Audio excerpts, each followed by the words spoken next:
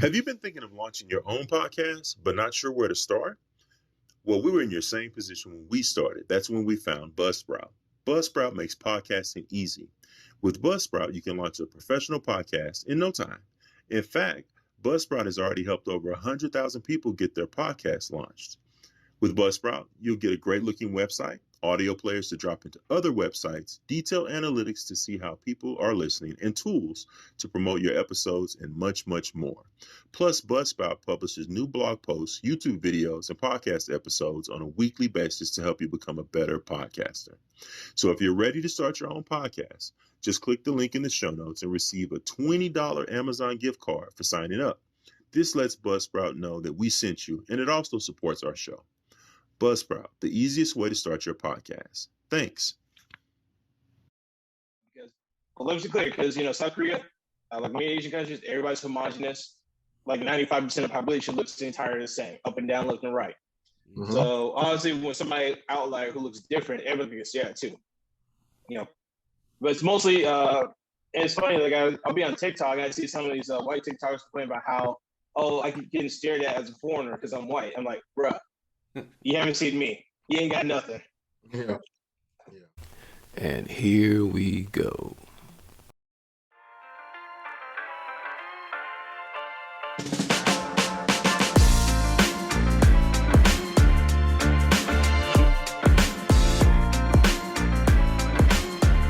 You're listening to the Kings Can Move On podcast with your hosts, Jason Stewart and Frank Rainer.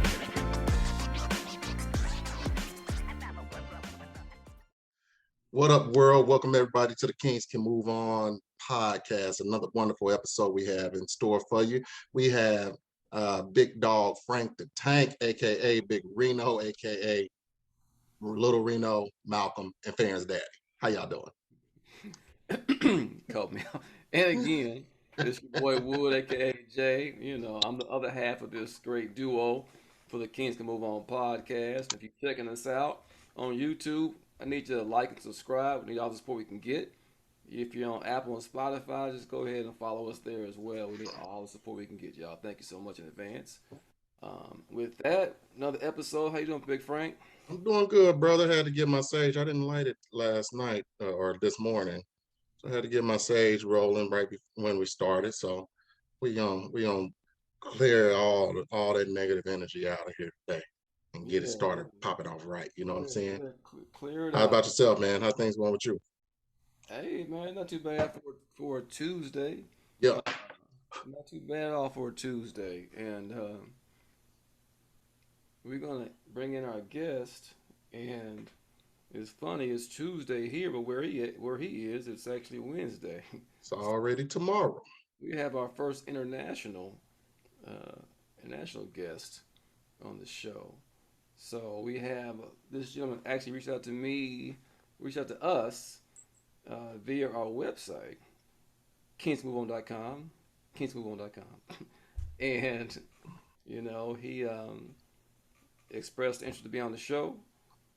So we made it happen. So yeah, he goes by Phil. He actually goes by the Blerd Explorer, and I'm gonna allow him to actually explain what that is. I looked it up. I kind of got an idea, but I'm gonna have him break it down for the listeners. So, Phil, are you still there? Yep, still here. Just waiting. All right. How you doing today, bro? Hello, sir. How you doing? I'm doing good. And then, like we were saying, it's already we here in America, and you out there in South Korea, right? Yes, sir. I work here as an ESL teacher. I've been doing it about 6 years and counting. ESL teacher? What's that? Yeah, English as second language. Oh, okay. Yeah, so basically I work with elementary students. I pretty much teach them how to learn English and stuff like that over here. Okay. Have you been there in South Korea during the whole 6 years? Yes, sir, I have. Okay. Man. So, just quick side note. So, you speak Korean. Do you speak any other languages? No, I'm not fluent in Korean yet. I'm just starting to learn to study in Korean right now. I have a good handle on the alphabet. Like, Korean alphabet is pretty easy to learn how to read Korean. Yeah. It's just speaking Korean is much more difficult compared to other languages. Like, say, for English speakers, it's easier for us to pick up, let's say, Spanish, Portuguese, or German, right? But Korean, it's a whole different alphabet, different sentence structure, grammar, pronunciation. They don't use the same type of vowels they use. They don't use over here like we do, like say English. So it is Korean speaking wise is one of the most difficult languages to pick up, learn. It's possible, but you have to really have some consistent focus and study. Okay. Now, I heard that English is actually one of the most difficult ones to learn, but I don't know anything else. But I was looking at your Instagram earlier today, and I saw what their alphabet or what you were writing in there. Yeah. I'm like, how do you even say this stuff, man? Yeah, no, don't worry. I still have mispronunciation issues too. Like yesterday, I was teaching my classes, my sixth grade students about how to ask for directions, right? And I try my best to practice in Korean. You know, how do I speak? How do I get to Gangnam Station? And at first it's a big time. I prepared myself for those kids. Mm-hmm.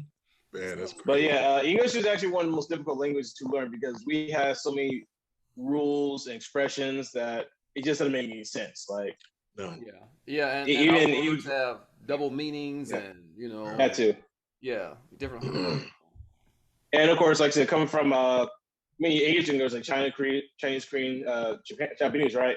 They have some hard times pronouncing like sounds like ph, like ph, but so like that. So it's possible. I mean, they do study. There are Koreans who can speak English, but just you'll notice when the accent comes through when they mispronounce a word or a sentence. Now, was this your first experience of leaving the country and teaching, or did you teach in other countries? This is my first time teaching. This was actually a postgraduate job after I finished university back in 2015. Where'd you go to school? This is like my first and only job after college I had. Wow. Where'd you go to school, Phil? Winthrop University in Rock Hill, South Carolina. Go Eagles. Okay. All right, cool. Nice, brother. Okay. So born and raised in the States, but then decided to just go ahead and venture out. What made you take that leap? Like many, I got to my last semester at university trying to, go into job fairs, trying to send out resumes and trying to find a postgraduate job. Nothing was landing. And then one day I was at work, I saw my university's job board about the idea of teaching English in South Korea. And I thought, okay, let's look more into that. And I figured, okay, this can not only be a way to, because I was wanting to travel as a kid, but I didn't know how to do it, how to go about it, because, up until like say the mid 2010s, like I've never seen or ever heard of a Black person who's traveled abroad that wasn't in the military. Like that wasn't a thing. Yeah. And also I wanted to like move out of the state. Like I wanted to be able to say I left my state because, I'm pretty sure me and you agree, like most Americans have never left their city or their state ever. Like they stay put for the rest of their life. Right. Mm-hmm. And I didn't want to be one of those group of people like, who stays in one spot for the rest of their life. Like I just want to try like living somewhere else. Well, you did that. I mean, you went quite a ways to get your state. Some folks just go, to the next state over, but you went across the water. So Phil, so you're doing English as a second language over there in South Korea. So were you looking to be a teacher when you was here, or was that something that just came about? Actually, no. I was a business major, focusing on marketing. That's my main gig. But I guess now when I started working, now I work in elementary schools now. And I think I really do enjoy many aspects of working with kids and education. So I'm thinking about possibly getting certification sometime in the future. Okay.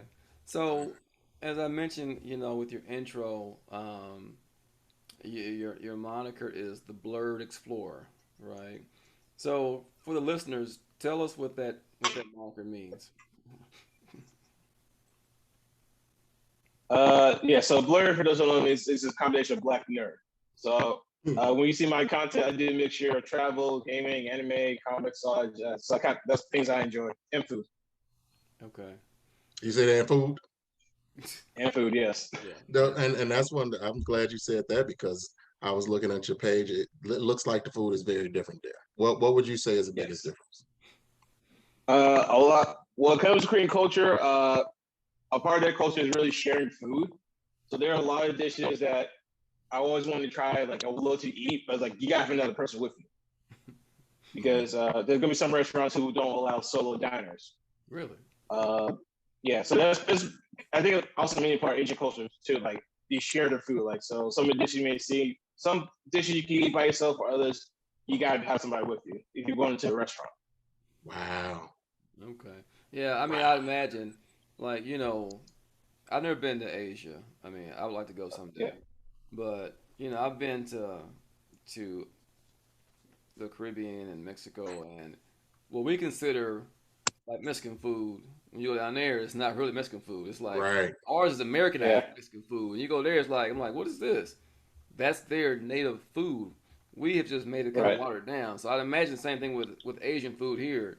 If I go there looking for shrimp fried rice or something simple Yeah. like that, they're like, Or pho or something like yeah, that. yeah, pho and all that kind of stuff. They're gonna be it's a little different, what they use and what they do. But so you're over there as a teacher teaching English, Yeah. but then you've also so with the Blerd Explorer, you've written a book. No, you've written two books. Is that correct? Yes, sir. Third one's on the way right now, actually. Okay. Nice. So tell me about the books and what's the mission and goal behind the books that you've written. So my content, I wrote two books called the Black Trousers Guide series, right? And I came up with the idea back in 2020. I will say around May 2020 was the first book where I wrote about the city of Incheon, South Korea, where I was living at the time. And I thought, okay, what has anybody ever done something like this before? Like nobody's really wrote an overall travel guide for Black people as a whole. I mean, you may see some travel books like Solo Men Travel Guide, Solo Women. I think I saw one for Solo Black Women, and they're great for what they're looking for, right? Mm-hmm. But I thought, what about the whole Black community? Because everybody's not going to be the same. You got some Solo Black men, you got Black men with maybe families, LGBT Black travelers. So maybe I tried to try to represent them as a whole. Although my books, I tried to get one of my good friends, Dale, who's from the UK, brother from the UK. He looked at the book and he told me like, they're good, but why did you make it from a viewpoint of an African American standpoint? And I told him why, because again, most African Americans told me I told him that most of us never really traveled abroad. So most of us in America have grown up sort of believe that if America's racist, then everybody's got to be racist, Mm-hmm. Mm-hmm. And so I figured, okay, maybe just to help show people that no. South Korea, like any other country, they have its flaws just like anybody else, but you can still have a good time here. And I thought maybe just having somebody who looks like me, because for example, when I travel to other countries, and I'm sure other Black travelers before, I will always Google, is country so racist? Is it safe for Black people to travel to the same country? And I'm guilty of that too myself. So I figured, why not do something about that? And so far, both books have, for any author's perspective, they've done pretty well. So I figured, why not let's keep going. So it sounds like you're trying to break down the color lines that a lot of us live. That's good. I appreciate that. Hey, just a quick reminder that if you're liking this podcast, please hit the subscribe and like buttons, and also rate and follow us on your favorite podcast platforms. Thank you. Yeah, I noticed in one of the sections or chapters, you talked about being Black in Korea, and you mentioned how you get a lot of looks, because you stand out, right? You're of African American. You're probably, I don't want to stereotype, but you're probably taller than most. So what has the experience been for you as a Black man over there in Korea? Like I said, most of the times whenever I go in South Korea, I get stared at a lot because, well, let me be clear, because South Korea, like many Asian countries, everybody's homogenous. Like 95% of the population looks entirely the same, up and down, left and right. Mm-hmm. So honestly, when somebody outlier who looks different, everybody gets stared at too. But it's mostly and it's funny, like I'll be on TikTok and I see some of these white TikTokers complain about how, I keep getting stared at as a foreigner because I'm white. I'm like, bruh, you haven't seen me. You ain't got nothing. Yeah. Yeah. You're worried about getting stared at. Yeah. Yeah, it's like, really? You get stared at? Like, bruh, you ain't got nothing. Like every Black or brown person in Korea can tell you, nah, you ain't got nothing. Yeah. How's the, if you don't mind me asking, how's the dating like out there? Honestly, I don't really bother with it. I'm not really looking at date right now at the moment. But from what I've been told, what people seen, what I've been told, it's possible to date Korean women. Of course, like in Seoul, maybe say like Seoul or Busan. In some regards, I would say that, like say for example, like just I would say for black men, if you think about dating Korean women, it's possible, but it's like dating a white girl back home. They'll date you, but most will bring you home to be mom and dad. Right. I mean, Okay. and their traditions are very, very strict versus what we have over here. I can imagine it'd be really tough to break into that tradition of, and I would imagine it's pretty difficult to actually to break into that as far as being a foreigner and being a black foreigner at that. Yep. Yeah. So Yeah. so outside of the stairs and just the curiosity, have you noticed any any racism in the community that you've been around? I would say there's some racism. Now, for those who don't know, South Korea doesn't know any anti-discrimination laws, right? So that's the country. So, for example, I know there's jobs for racial discrimination, colorism discrimination, of course. Like, for example, when I was trying to find a job in South Korea, another teaching job, I had a recruiter just straight up, this happened back in 2019. A recruiter just straight up told me, hey, some of these places, they want to hire you because they want a white teacher. Mm. And it's not a secret. Like, ask anybody who's taught English in South Korea, they'll tell you, like, yeah, if you're a white girl from, say, America or Canada, you can get first dibs. Really? Regardless, yeah, it's no secret. Yeah. Or UK. Even if a person of color has a similar or higher qualifications and better references, like, most oftentimes they'll just hire you because, I hate to say it, but some Koreans still believe in stereotypes harshly. Like, so for some Koreans, they think, oh, if you're white, you're English teacher. If you're a Russian girl, you must be a prostitute. If you're a blonde white girl, you must be a prostitute, or something like that. Mm-hmm. You must get around, something like that. And of course, I hate to say it, many Koreans, even some students I had in the past, they think Africa is an entire country that everybody is poor and starving. Like those starving UNICEF commercials you see, or the starving African with the bugs. Some Koreans still believe that's true. Wow. Yeah. Well, I want to ask about, as of this recording, we had a situation with Brittany Griner, who is locked up in Russia right now. Yeah. What would you say as far as Korea and South Korea and their laws? How different are they compared to America? Definitely. Now, I'm kind of hesitant with the Brittany Griner thing because I know the Russian government has known to plant drugs and falsify crime. So now I'm not. So it's hard for me to say if she really did bring drugs over there or not, because they've been known to do that. Just for the record. Now South Korea as a whole, like, I know, for example, you might hear about how some people keep saying that South Korea is so safe, like you leave your wallet on the ground and nobody's going to steal it, right? Well, it's less likely to get stolen, but it does happen. Theft, murder, crimes happen. The thing is, most people think it's so safe because a lot of crimes aren't reported on the English news sites, or the Korean English news sites. Okay. And I hate to say it, but in South Korea, even if, say, for example, like Korean women and some foreign women have problem with assaults and the R word, So sometimes there be times where even if the guy is clearly guilty, he'll most likely get like a slap off the wrist. Really?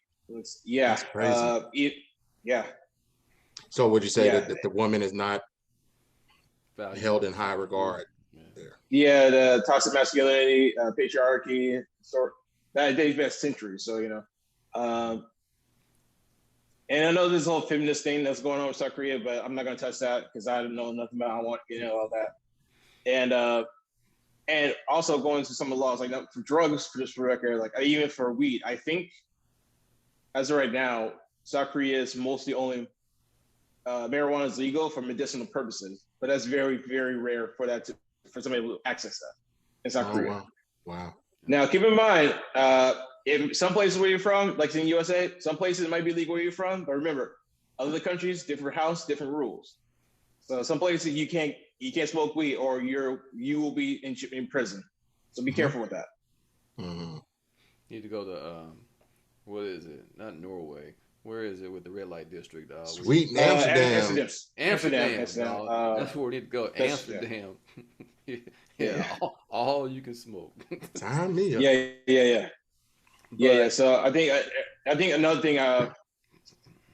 Reason I wrote this book is because I want to tell people, hey, because especially for some African Americans, it could be their first time traveling to another country or somewhere like in Asia. So it's like, okay, you better learn these rules, regulations, get in front. Like, hey, it's not the USA. It's not where you're from. There's gonna be different rules. There's gonna be different regulations that you got to follow. Sometimes you ain't gonna agree with it, but again, it's their country and their rules. We got to respect it. Yeah.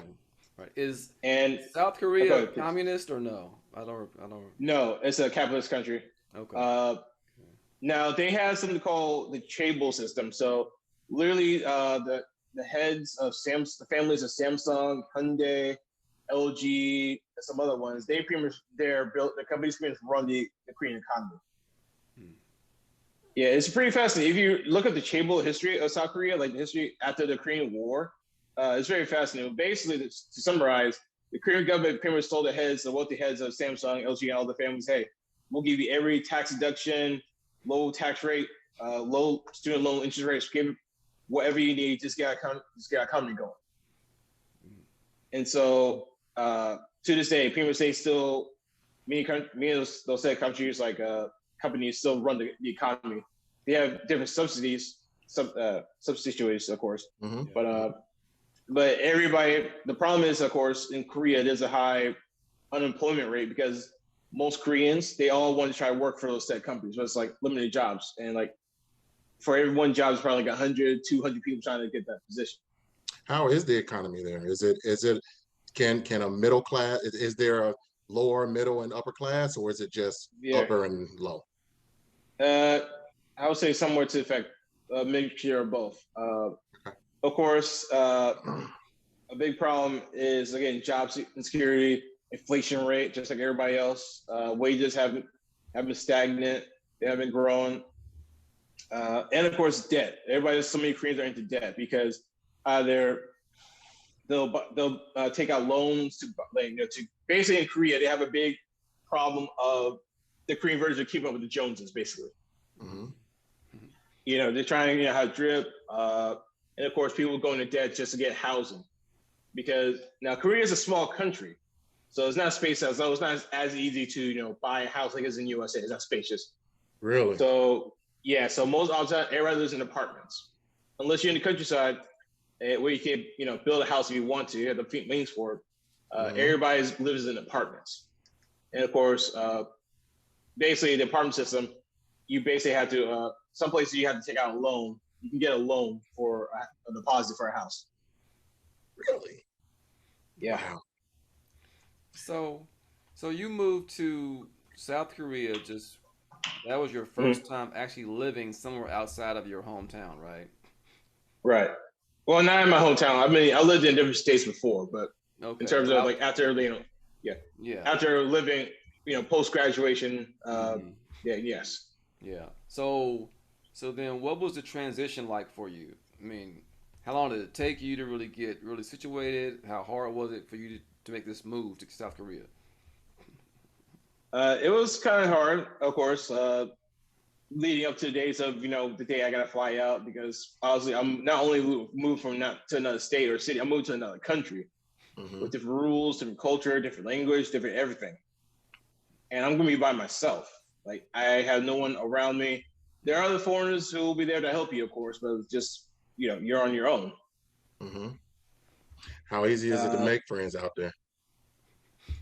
It can be difficult. As when you're like in your 20s and stuff, like it's easy because you find so many other foreigners coming in and go who's doing the same thing you do, right? But as you get older, it's gonna be harder and harder to make friends. Probably just like back home in the US, I guess. When you get older, it's gonna be difficult to make friends, especially non-Korean friends. Unless you're fluent in Korean, they can be difficult to make friends. Yeah. Now, in some regards, it can be difficult to make Korean friends because some of them only want to use you because, you're the token foreigner friend. Some Koreans will do that, or they want to practice their English with you. Okay. And also another reason, because some Koreans, and it's part of the culture too, most Koreans don't really make friends outside their circle, other group of people they know of or who they work with. So even if I was fluent in Korean and try to make friends with them, like it's most likely not going to happen. You'll see in the States that you'll have your pockets where you have Chinatown, Latino area. Is there a pocket like that for Americans in Korea? I would say the foreign district in Seoul, there's a place called Itaewon. That's basically foreign, pretty much international hub. Like you got, I see some African, Latin, Afro clubs. There's a mosque there. I think I saw an African restaurant. There are two Chinatowns in Korea too. There's one in Incheon and there's one in Seoul. Mm-hmm. Although the Incheon one was first, but I would say a true Chinatown experience will have to be one in Seoul because I seen signs in Mandarin. I think it was on Mandarin Cantonese, and also people speaking Chinese there in the Seoul Chinatown. Mm. Okay.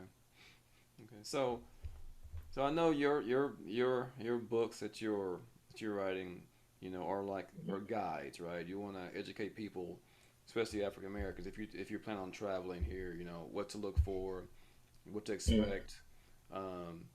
Do you plan on going from Korea to another country to further explore and definitely. I think I might just continue this hobby. Make a couple books at other different countries or cities that you go to. Yeah.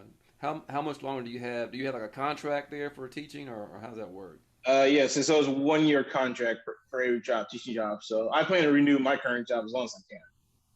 And speaking of which, school-wise, is it the same type of school system as far as kids in America normally are going in August, September, and then getting out in May? No. So how it works in South Korea, the first day of school is usually like the first Monday or Tuesday of March. That's the spring semester. Fall semester, we go back late, like the 3rd or 4th week of August. And summertime usually, again, this kind of varies depending on the school and what level you're in, of course. So my school, we got back in August, and then we usually have a longer winter vacation break from January, February. Okay. Yeah, the school system, education-wise, it has major flaws. Yes, you may hear South Korea is one of the best education systems in the world, yeah. And it is a country that respects its teachers. Like, education is valued highly, and people respect teachers, right? Mm-hmm. But at the same time, however, the big problem is, especially when it comes to learning English, right, in the public school where I'm at, there's so much focus on memorization and not actually practice speaking. Or like, there's so much focus on passing tests, exams, trying to get that high test score. Mm-hmm. And unfortunately, in public schools at least, when it comes to, say, teaching English, the big problem is we got each grade level, like say, I got 5-1, 5-2, 5-3. In each of those classes, I got a mixture of students who English skills will vary between from very beginner level to intermediate level. So it can be hard to because you want to help the students who need more help, but the problem is by the time when classes are finished, they can't stay after school because they go to another activity right afterwards. Mm-hmm. So at the same time, it's like because I got students right now who clearly need help, and I would love to help them, but it's like I can't take them out during lunchtime because they might be doing something else, or also when school is finished for the day, they are going to be going to like Taekwondo practice or tutoring centers or something else like that. So It can be harsh. It can be a bummer. Like you want to help these kids, but it's like, how can I help somebody who doesn't want help? You know what I mean? Okay. And it can also get stressed out too because of all the stuff they're doing, all the academics are doing after school too. Yeah. In that sense, it's similar to the U.S. then, because I think our schools are pretty much based on memorization. Pass this test. Get this grade and just move on. Yeah. Exactly. Even if a student who clearly would fail the class, they'll still push them up to the next level. It's like, no, you should stay back to beginner level English. Because I got some kids like right now who my 6th grade level class, many of them who should be back in the 3rd grade, 4th grade level of learning English, like learning ABCs all over again. Mm-hmm. Very interesting, man. Yeah, that's for public school. Now, obviously, in the private for-profit tutoring centers, of course, called Hagwons, obviously, 6th grade levels will be like the 1st grade levels or beginning levels, of course. Okay. Because they'll put them all in the same level. But for public schools, it is a mixture. But again, I love the kids. I love the school I'm at right now. But sometimes you got to point at the flaws, the good and the bad, Yeah. So go ahead, Jay. Now I was going to ask you. So, have you been back home? Since the last time I've been home was back in February 2019. Oh, back to visit some family in Alabama. Okay. And I haven't left. I haven't left South Korea since 2019. And has anybody come to visit you from over here? No, me and my sister, we've been trying to go back and forth for years, but life got in the way for both of us, and then COVID happened too. Yeah. That's another good one. That's a good question. That's another good one about COVID. Yeah. And I don't want to sound ignorant, but a lot of Americans look at Asia and they think, that's high COVID levels in certain areas of Asia. So, what is the actual experience over there as far as COVID? Is it really worse there than other places, or how is it handled? Well, the difference is, unlike the U.S. and other countries, Asia is more collective size. It's a good whole society, right? Now, and you may already know this, but historically, me and like Korea and other Asian cultures, everybody's already been wearing face masks for years, for decades. Yeah. Even before pandemics, mostly because if the kids were sick, I had students before pre-pandemic, of course. I had kids who come into class who were sick and had a face mask on to make sure no one else gets sick. And and of course, during the pandemic, there were shutdown periods where the Korean government said, okay, all bars, gyms, restaurants, you got to shut down temporarily. Unfortunately, a big chunk of the cases came from the churches, from the Korean churches. And some people who didn't want to wear masks and stuff like that. We had the vaccine roll out too over here. I got mine as soon as I could get it. Now I work in public school, so I'm pretty sure I was required to get it. But if I wasn't, I would still got it anyway. Yeah. And I was triple vaxxed, and thankfully I was vaccinated because I did contract COVID back in April of 2022. Oh man. Okay. Glad to see you made it through. 7 days. Yeah, I made it through. Yeah, thankfully because I was vaccinated, I was good to go. I had no problems, no serious problems. Definitely no coughing or sneezing, anything like that. Okay. Good deal. Okay. Good deal. Yeah, and sorry, I just want to say anything. So, during the pandemic, there was mask mandate. You have a mask at all times, be outside. Back in May of 2022, the Korean government relaxed its mask mandates to, you don't have to wear a mask outside if you don't want to when you're walking out on the streets, but when you're in bars, restaurants, or indoor activities, public transportation, you gotta wear a mask. So they make it a requirement. Okay. Yeah. So it's still required, but it's not as serious as before. Okay. All right. Go ahead. So when is your next book being released? Hey, just a quick reminder that if you're liking this podcast, please hit the subscribe and like buttons, and also rate and follow us on your favorite podcast platforms. Thank you.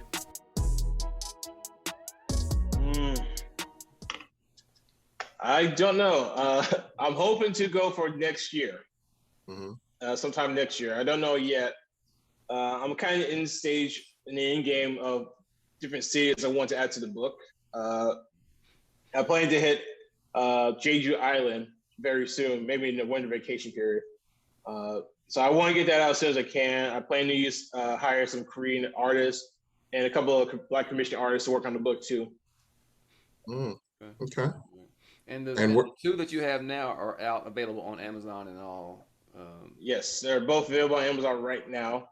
You can check them out. And of course, I plan to do this though, but I plan to take those two books off the shelf and then put it in the travel guide for South Korea, because I'm doing a whole anthology, I guess, series of big travel book on South Korea as a whole. So those two books we compile into my next book. Okay. So, but right now, people can find the books you have out now. What are the name of the books?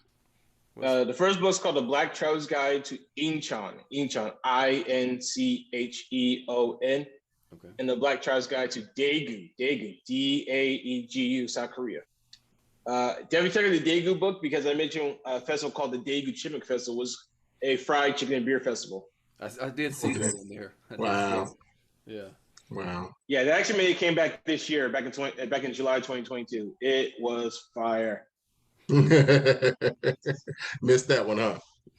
Man. No, that oh evening. yeah, I missed that festival for years. Yeah. Definitely glad it came back. I had a blast there. Good deal, man. Good deal.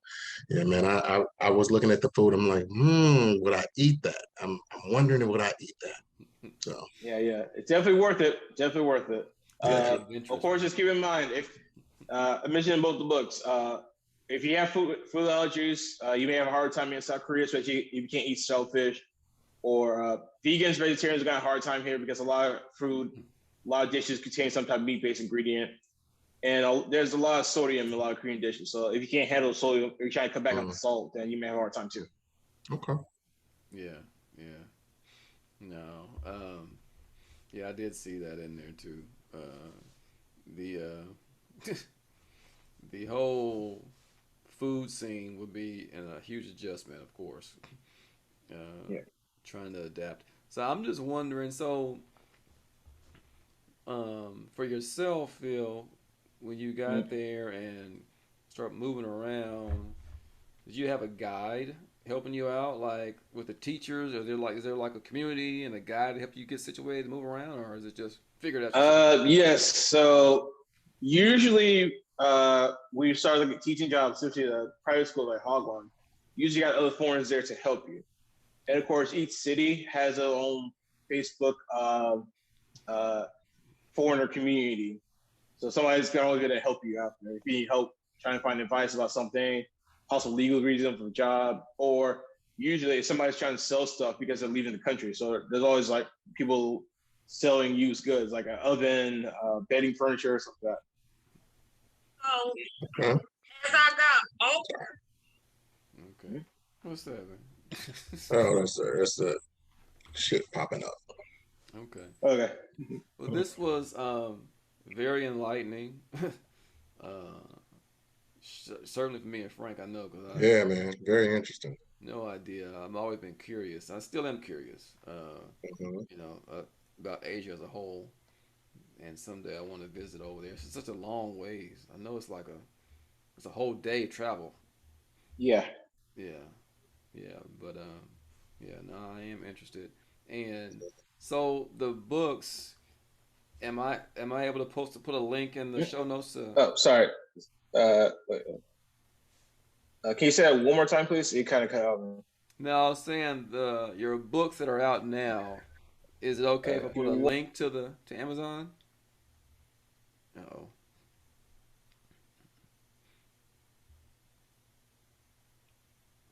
Did you lose sound? Okay, try one more time, please. I'm sorry. Did you lose sound, or did you hear me? Yeah, I lost sound. Okay. No, I was before we wrap up, I was gonna ask you. Usually, if someone's promoting something, I'll put a link in the show notes to to their either site or whatever they're promoting. For your books, is it okay to put a link to like Amazon or whatever to the books? Or Yes, it's on Amazon right now. Yes. okay. And also, you can also follow me on TikTok and Instagram at the Blerd Explorer. Okay. Yeah, and I have those links you sent me in the email, so I'll make sure and get those on there too. All right. So with that, I want to thank you, Phil, for coming on. Yeah, appreciate you. It was very enlightening. Thank you for having me. Yeah, no, it was a good conversation. Frank, you got any other questions or anything else that you want to add? No questions. I just, again, thanks, Phil, for coming out, dog. And I want everybody to go check him out. One thing that I'll just say to close this out is open your mind. Keep your mind open. Keep your mind and your heart open because you never know what's out here, the things that you can explore. Try to leave your surroundings, I guess you could say. Surroundings of your area and surroundings of your mind. Unlock all of that and go out and explore the world. That's what we're here for. It's a big world out there, man. Yeah. It's a big world. You need to go out and see it. So, right. With that, another great episode, guys. Yeah. Phil, thank you for coming on. Big Frank. Thank you.